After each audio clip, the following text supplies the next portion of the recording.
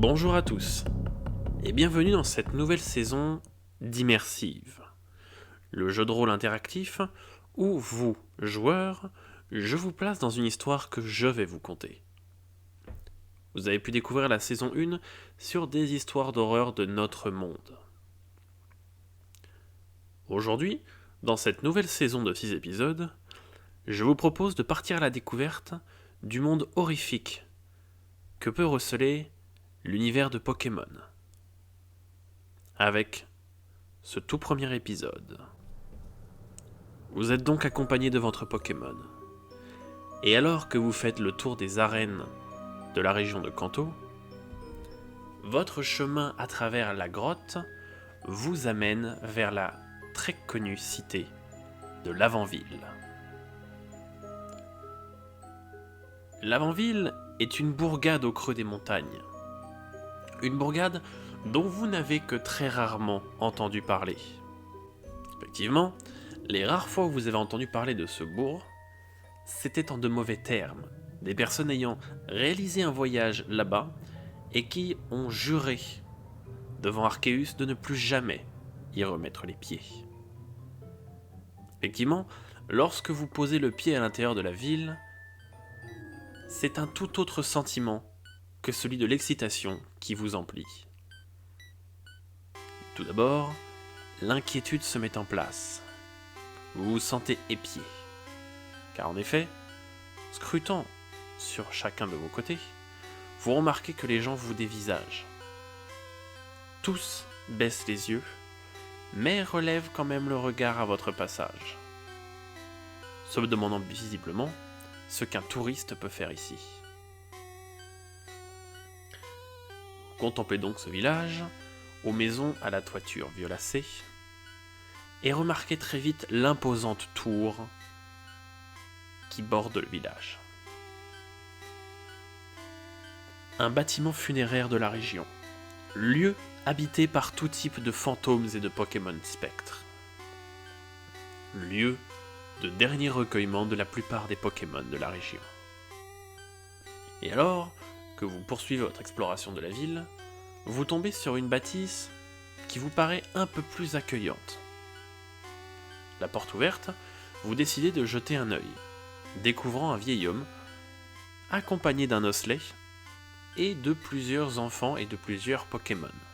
Les Pokémon et les enfants jouent avec entrain, ce qui dénote totalement de l'ambiance générale du village. Le vieil homme se présente à vous.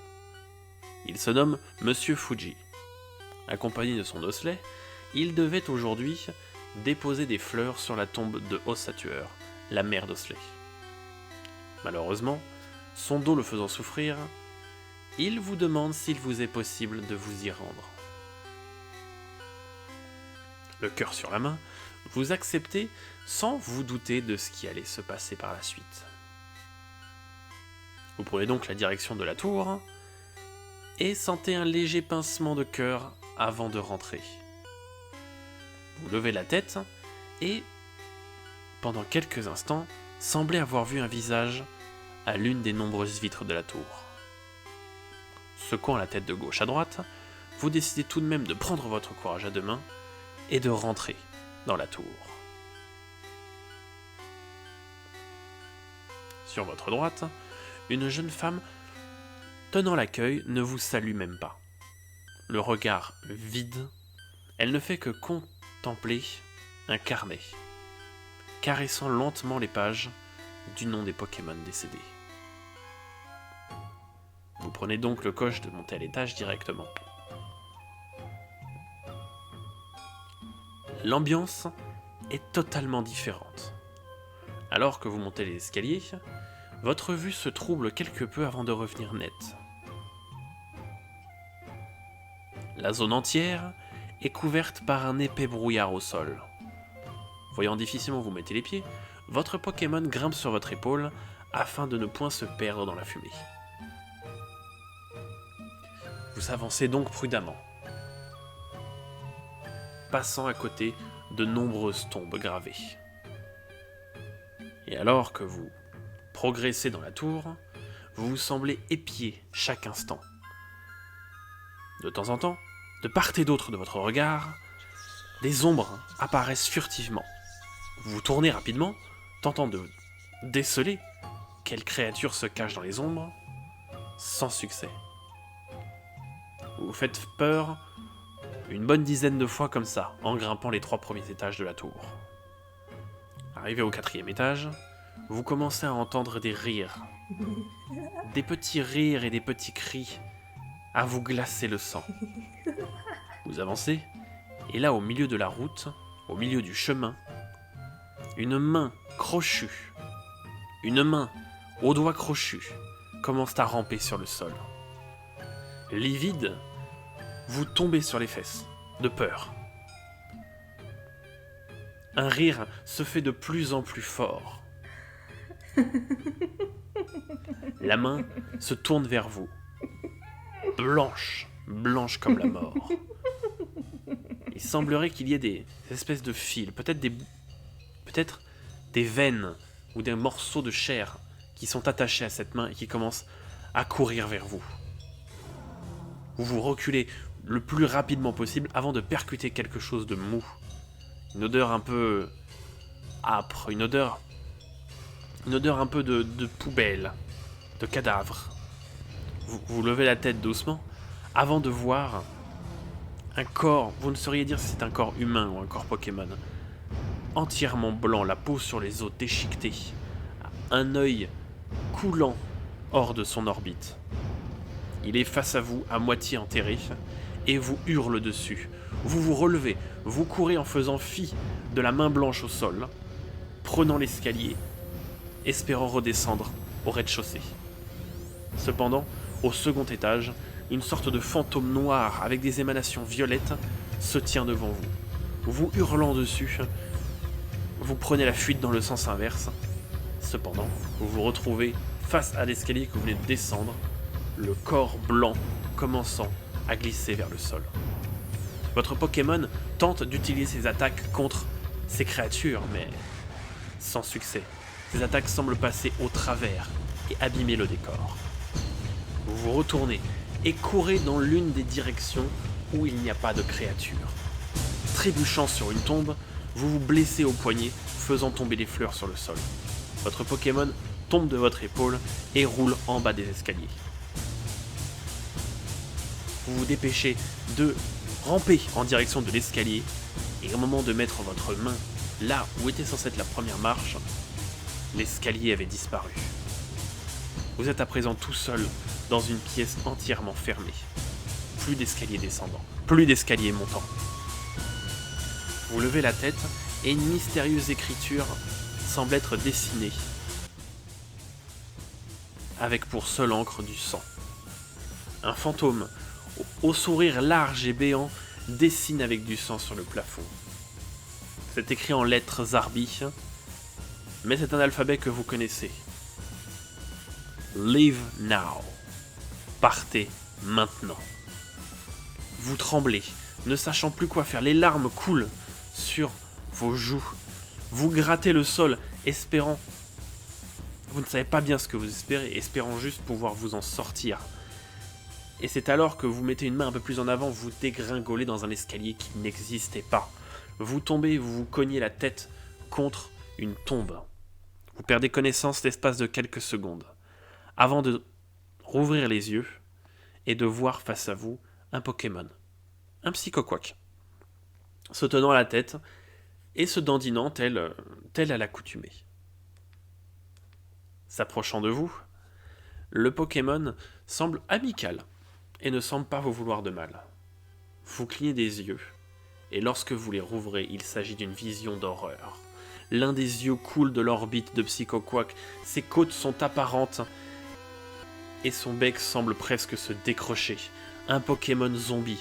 Vous hurlez de terreur, et repartez en sens inverse avant de découvrir d'autres Pokémon visiblement zombifiés. Vous entendez des bruits, vous entendez des voix. Tu es là. Je suis piégé. Je suis seul.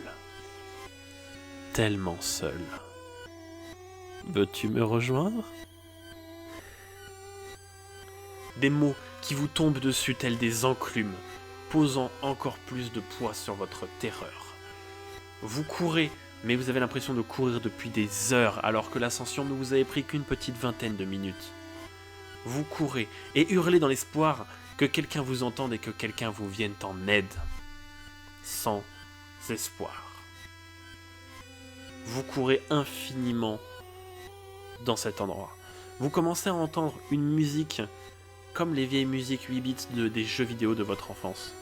Une musique qui se fait de plus en plus imposante, de plus en plus présente, alors que des dizaines de spectres apparaissent sur vos côtés, vous bloquant la route, vous empêchant de progresser. Et alors que vous pensiez que tout était perdu, vous entendez un cri au loin, celui de votre Pokémon. Vous courez dans sa direction, presque à l'aveugle, vous blessant sur chacune des tombes et sur chacun des murs. De temps en temps, certains de ces spectres vous attrapent la jambe, vous arrachant des morceaux de peau avec leurs griffes. Vous courez et vous finissez par voir votre Pokémon au milieu des spectres.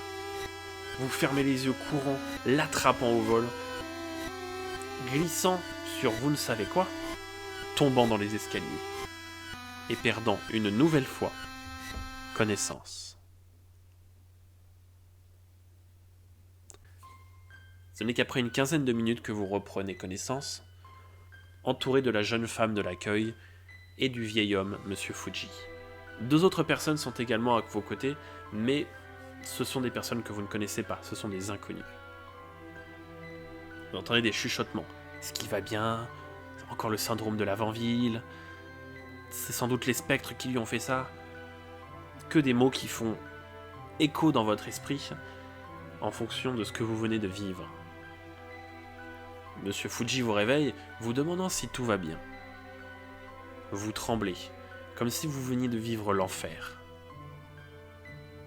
Vous leur expliquez ce qu'il s'est passé. Il semble à la fois vous croire et à la fois ne pas vous croire. C'est un sentiment un peu étonnant. C'est une réaction un peu étonnante de voir ça sur leur visage. Vous ne savez pas s'ils vous croient. Vous ne savez pas s'ils ne vous croient pas. Mais vous pouvez dire à coup sûr qu'ils vous croient, mais qu'ils ne vous croient pas. Vous remontez votre pantalon pour leur remontrer la cicatrice des griffes de la créature qui vous a attrapé. Cependant, elle n'est pas exactement comme dans vos souvenirs. Il y a des mots écrits dans votre sang, sur votre chair. 3 mots. Je suis mort.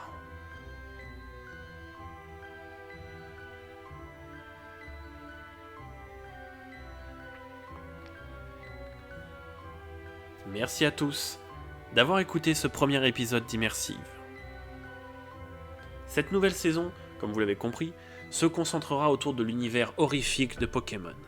Un univers horrifique qui s'étend sur les 9 régions actuellement explorables. Je vous donne donc rendez-vous la fois prochaine pour une nouvelle histoire d'horreur que je vous conterai dans Immersive Pokémon.